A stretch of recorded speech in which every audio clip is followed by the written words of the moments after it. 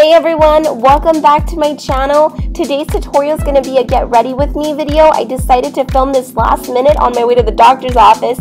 I hope that you all enjoy this. If you do, please thumbs up and subscribe, and let's go ahead and begin.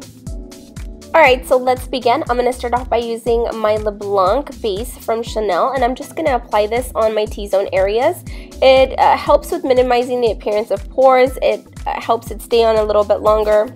I just love the results with this product. Sorry about the lighting, you guys. I couldn't find my camera battery and I couldn't film with my good camera, but I still wanted to make a video for you guys. I have been a little under the weather with these allergies, but of course, here I am. So let's move on to the next step.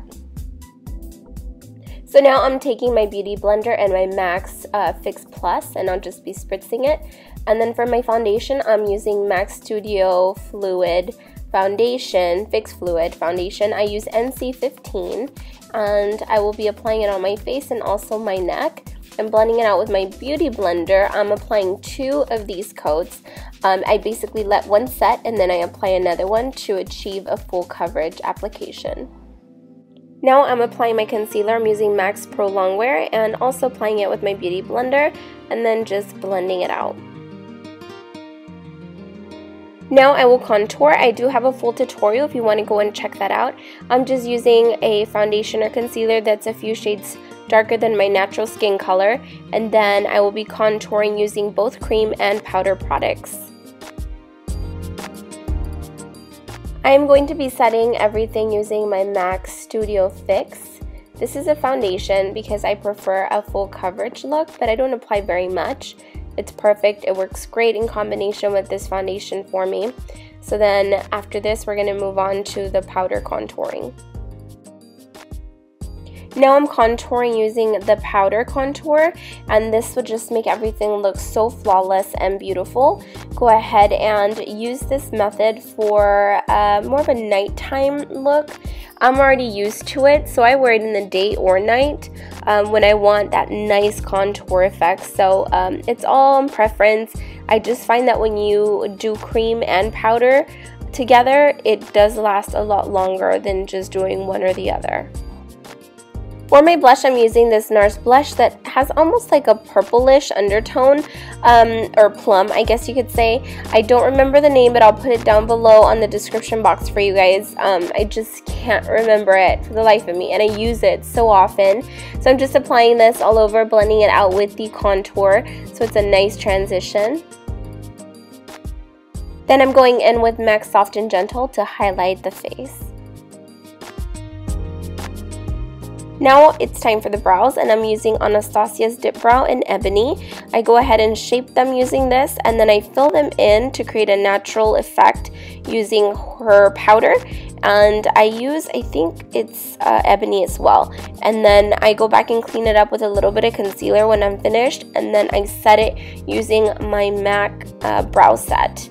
And it works out amazingly. I have to do an updated tutorial. I know, I promise it'll come soon. Now it's time for the eyes, and I'm using my base Painterly Paint Pot by MAC. Gosh, I'm lost for words today, you guys. I'm so sorry. Yeah, so that's what I'm using all over my lid and just a little bit under the eyes.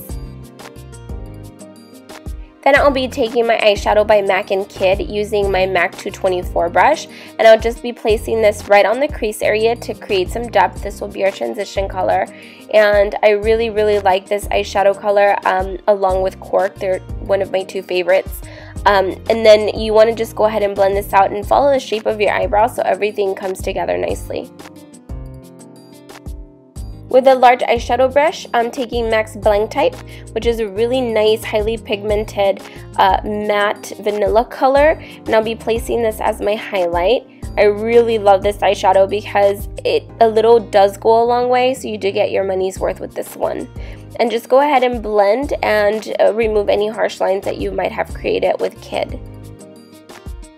Now I'm taking MAC's Brown Down and a very small detailed brush and creating a crease, a cut crease, right on my crease area. And if you're not sure where your crease is, just go ahead and tilt your head back and you'll see where your natural crease is. And we're going to do it this way so it's a little softer rather than using a pencil eyeliner to create this I just find that this will look just beautiful, and I'm so excited for you guys to see the end result.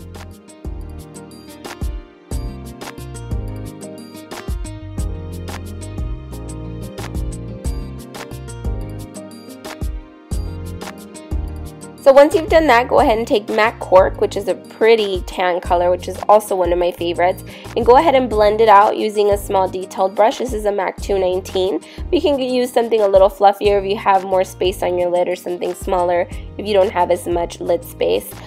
So go ahead and just intensify it and continue building on color depending on how dramatic you want your cut crease to be.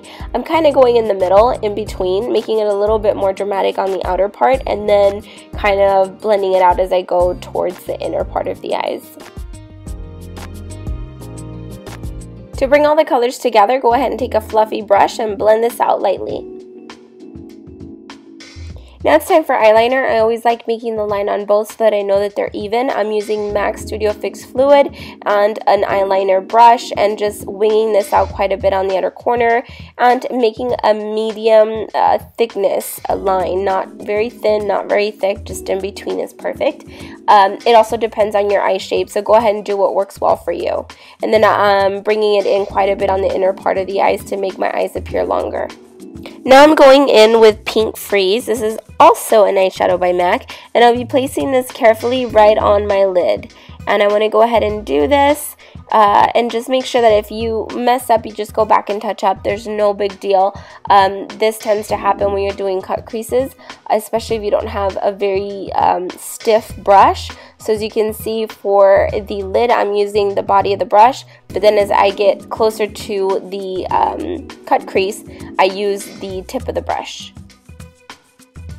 Now I'm going back with that dark eyeshadow that we used earlier, and I'm touching up the cut crease just to make sure we have that nice defined line and nothing looks blended. Now using a small detailed brush, I will be applying the darker brown eyeshadow on my lower lash line just about halfway. Now I'm going in with MAC Cork and blending it out with a MAC 219. Now I'm applying MAC Pink Freeze to the inner lower 1/3. I'm applying Chanel's Claire eyeliner on my waterline to brighten out my eyes. Now it's time for eyelashes. I do have a full tutorial if you want to go and check that out on how to apply false eyelashes. I'm applying these nice wispy ones, and prior to applying them, I curled my lashes and applied a couple of coats of mascara. These are by Angel Lash, and I've only purchased a couple, but they were very reasonable, and I really love the effect that it gives my eyes. So I wanted to show you all how I curl my hair sometimes, and I do use various methods, but here I'm using a Hot Tools iron. I think this one was 1.5 inch. I bought this from Ulta, and I basically just focus mainly on the upper half and I curl it. Once it gets a little heated, I lightly curl the bottom of my hair, but not too much, so that you have nice volume at the top and then it just flows nicely at the bottom. When I was done with my hair, I couldn't help it, but I applied some of my Fix Fluid by MAC, and then I applied some glitter right on my lids, and this one is one by Makeup Forever. Their Diamond Dust is amazingly gorgeous. I just felt the need to do that. When I see like a light pink on my lids, I'm just gonna have to do that, because I was like, I'm not gonna use glitter today, and I couldn't help it. I gave in, you guys. You can skip this step, of course, but I just have to say that with the weather, the sun shining so beautifully, my eyes looked amazing when the light was hitting my face. I was trying to find the perfect lip color for this look, and I came across a lip gloss from Marabella, which I absolutely love because it plumps up my lips just a little bit, but I don't feel any tingle. It's not uncomfortable on the lips. It's really creamy and awesome.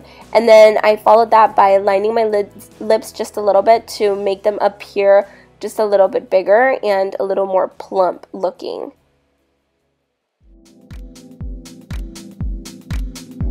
And this concludes this tutorial, you all. I'm sorry I didn't have time to really film an intro and outro, but I was on my way to the doctor's office, but I absolutely love this makeup look. I hope that you all did too.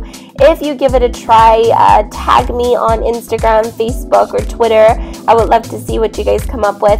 And you can also follow me and add me on all social media, Facebook, Twitter, Instagram at JennisseMakeup. And if you have the time, go by and check out my family vlogs where I post videos every single day.